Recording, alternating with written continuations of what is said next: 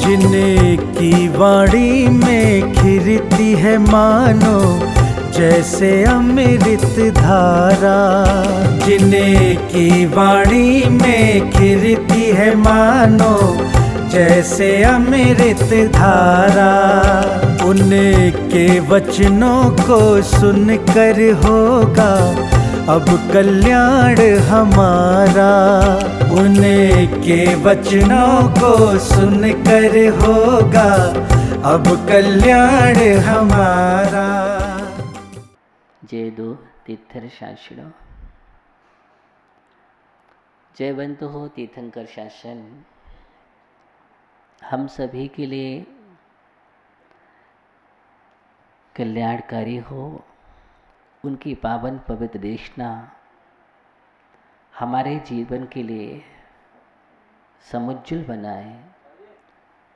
इस परम भावना को लेकर के हम निरंतर ही आगे बढ़ रहे हैं। तीर्थंकर की देशना हमारे लिए कैसे कल्याणी हो। ये बात सत्य है कि तीर्थंकर की देशना कल्याणी होती है, लेकिन जब तक हम स्वयं प्रयत्न नहीं करेंगे, मेहनत नहीं करेंगे, तो जीवन में कभी भी हम उस लक्ष्य को प्राप्त नहीं कर सकते। मेहनत रंग लाती है। बोध होना चाहिए जीवन में। मन अशांत है, उसका कारण है कि तुम कुछ करना नहीं चाहते हो। मन अशांत है, उसका कारण ही है कि तुमने अशांति के सारे कारण अपने अंदर में रख लिए हैं, उनको निकालना नहीं चाहते हो। अंदर में कालमा है। तो आप सोचो कि हमारा जीवन शांत रहे, कैसे होगा? कालमा को बाहर निकालना जरूरी है। अंदर है तभी चेहरा तुम्हारा मिलान हो रहा है। चेहरे पर मुस्कान नहीं आ रही है, प्रसन्नता नहीं आ रही है, कहीं न कहीं कसाई के अंश भरे हुए हैं। और जब तक कसाई के अंश भरे हुए हैं तब तक शांति मिलने वाली नहीं। जीवन को अच्छा बनाना है, मुझे स्वर्ग बनाना है। कल्पना है मेरी स्वर्ग बनाने की, लेकिन जीवन स्वर्ग बने कैसे? सिर्फ कल्पनाओं की उड़ान से। सिर्फ कल्पनाओं की उड़ान से जीवन स्वर्ग नहीं बन सकता है ज्ञानियों। कल्पना के अनुसार हमें आचरण भी करना पड़ेगा। आचरण करना पड़ेगा जीवन में। ऐसे स्वर्ग नहीं बनता कहने से और लिखने से कोई स्वर्ग नहीं पहुंचता है। हाँ, मृत्यु के बाद सब स्वर्गीय हो जाते हैं।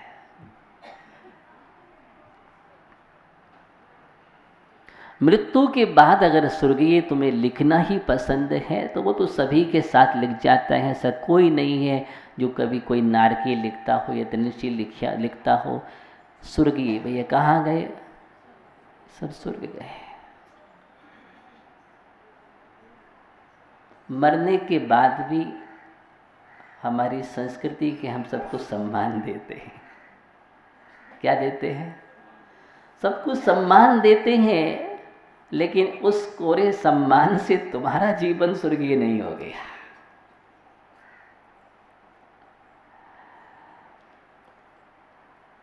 शांति लाल लिखने से जीवन शांतिमय नहीं हो गया। नहीं, लिखने से नहीं, इस शांति इनके अंदर झलकती है, इसलिए शांति लाल है। चेहरे पर प्रसन्नता है, मुस्कान है, इसलिए शांतिलाल है। अगर इनको कोई एक शब्द बोल दे और ये उग्र हो जाए तो फिर इनको कोई शांतिलाल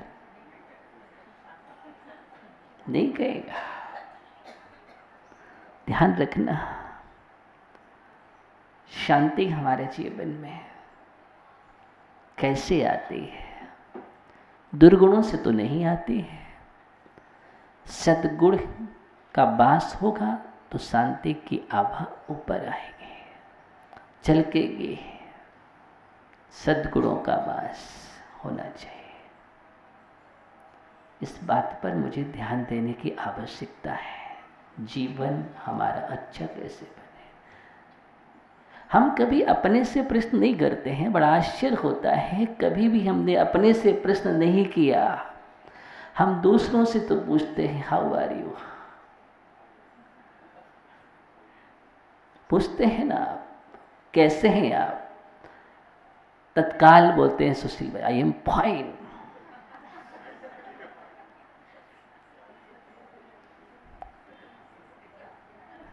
हाँ, आपका प्रश्न होता है हाउ आर यू, आप बोलते हैं आई एम फाइन। क्या बात है।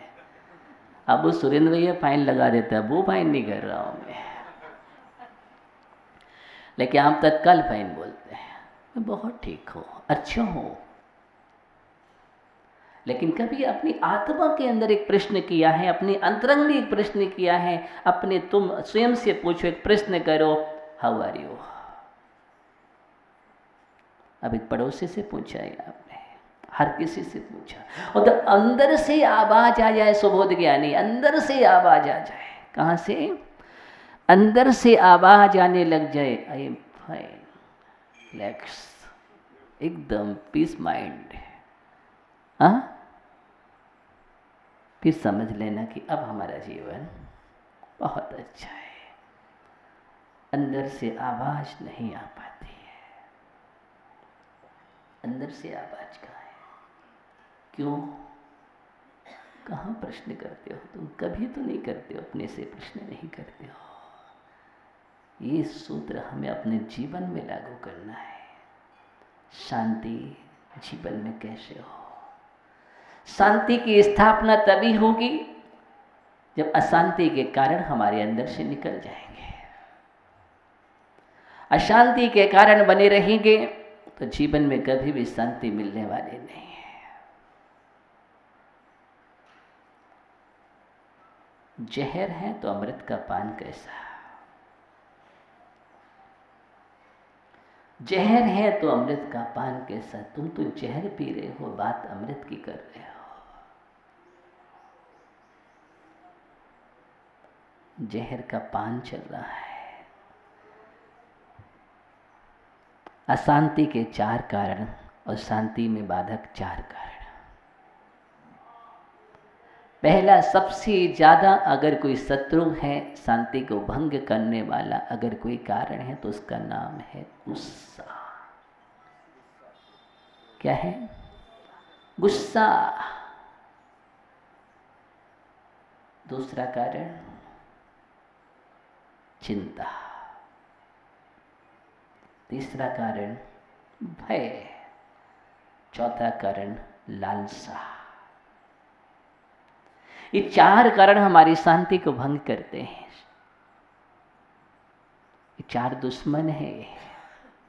क्या है? ये 4 चौकड़ी जहां मिल जाती है जीवन को तबाह कर देती है। ये 4 चंडाल हैं।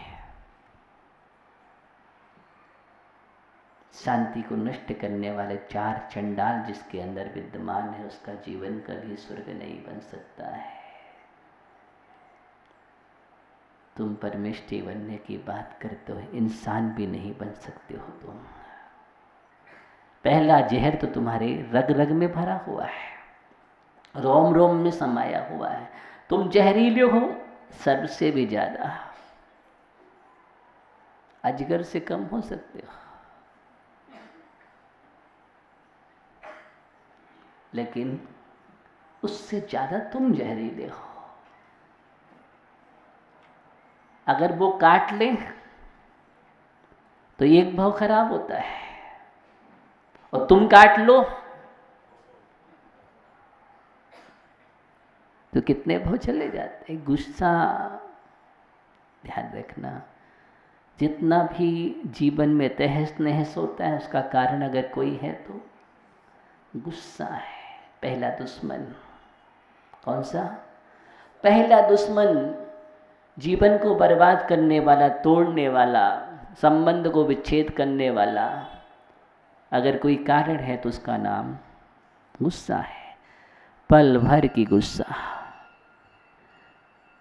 पल भर की गुस्सा भी जीवन को खराब कर देती है, और कोई गुस्सैल ही बना रहे तो वो जीवन नरक है। अगर तुम्हें कोई नरक के दर्शन करना है ना, तो जो भन बना रहा हो, भन बना रहा, गुस्सैल हो, उसके दर्शन कर लेना। दिलीप भैया, उसके दर्शन कर लेना और बतला देना, बोल देना आज मैंने नरक के दर्शन किए। बोले नरक देखा? हाँ देखा है। बोले कहाँ है? चलो हम दिखाते हैं।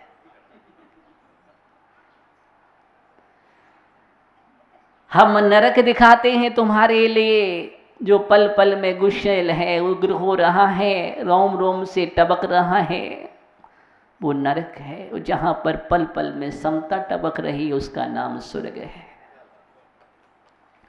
यही स्वर्ग के दर्शन होते हैं और यहीं पर नरक के दर्शन होते हैं। अब बतलाओ जीवन को क्या करना है? मरने के बाद स्वर्ग ही बनाना है कि जिंदा रहते हुए जीवन को स्वर्ग बनाना है? शांतिलाल जी बोले नहीं नहीं, पहले बनाना है। गुस्सा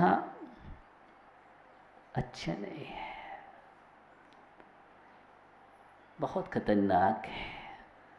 देखो किसी को भी गुस्सा आ जाता है ना तो उसको चेहरा कोई देखना पसंद नहीं करता है। किसी को भी देख लो, चाहे आपको देख लो, अगर आपको गुस्सा आ जाए तो फिर अभी आप हाथ जोड़े खड़े अच्छे लग रहे हैं, आप खुश हैं, प्रसन्न है इसलिए अच्छे लग रहे हैं, और आप गुस्सा में खड़े हो जाओ तो हम तत्काल बैठा देंगे आपको।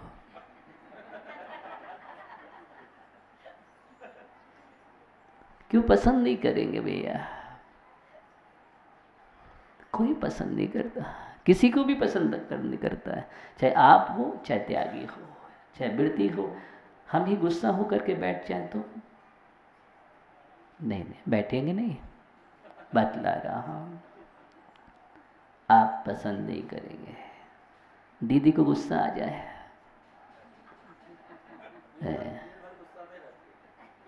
अब कैसे लगेगा आपको? अरे दीदी बड़ी गुस्सैल है।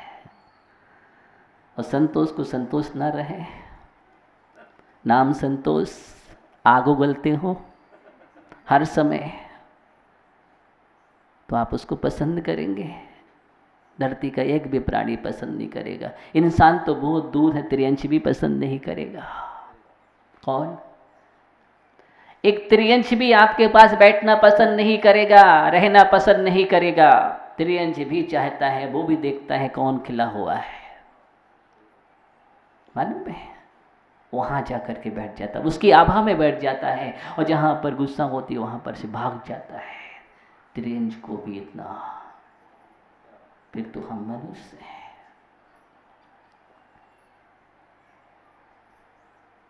कैसा संतोष है जो दोष नहीं है जीवन में, नाम पात भी समता नहीं है जीवन में। त्याग का पथ समता का पथ है, आक्रोश का पथ नहीं है। ऊंचाइयों को पाने के लिए क्षमता चाहिए और नरक में जाने के लिए क्रोध चाहिए। क्या चाहिए? क्या करना है तुम्हें? कोई पसंद नहीं करेगा दुनिया में, ऐसा कोई नहीं हुआ तुम्हें स्थान मिलेगा। क्रोधी का कोई स्थान नहीं। नारकी को कौन स्थान देता है? हाँ, जिसके अंदर समता है, गुरु आज्ञा में रहता है, अनुशासन में रहता है, आगम से चलता है, विनय और प्रार्थना में चलता है। ऊंचाइयाँ गुरु देते हैं, ध्यान रखना। ऊंचाइयाँ गुरु देते हैं। अगर तुम्हें योग्य समझते हैं तो ऊंचाइयां मिलेगी। LKG पढ़ने की ताकत नहीं है, IAS बनने की बात करते हैं। क्या बात है। कोई विद्यार्थी कहे कि नहीं नहीं हमें डायरेक्ट IAS बना दो, ऐसा कोई नहीं है। मालूम है IAS बनने के लिए कहाँ कहाँ से गुजरना पड़ता है। इसलिए मोक्ष मार्ग है, ये क्रोधियों का मोक्ष मार्ग नहीं है। चारित्र क्या, आकाशायम तो चारित्रम, आकाशाय उपसम भाव, उसका नाम चारित्र है। यानी वो कसाय भाव का नाम चारित्र नहीं है, आचारित है। क्या है? आचारित है। इसलिए पहले पढ़ो, लिखो, स्वाध्याय करो, बोध जीवन में पैदा करो। पहला जीवन में एक पाठ होना चाहिए जिसको बोलते हैं आज्ञा, दूसरा अनुशासन, तीसरा चर्या, चौथा शुद्ध ज्ञान में प्रवेश, अनुभूति। एक क्रम क्रम से सीढ़ियां हैं ऊंचाइयों को पाने के लिए। किसके लिए? ऊंचाइयों को पाने के लिए यही सीढ़ियां हैं। बाकी तो तुम फेल हो पहली क्लास में, बहुत दूर की बात है। प्रवेश तो बहुत, आजकल तो अच्छी क्लास में पाने के लिए इंटरव्यू दिया जाता है।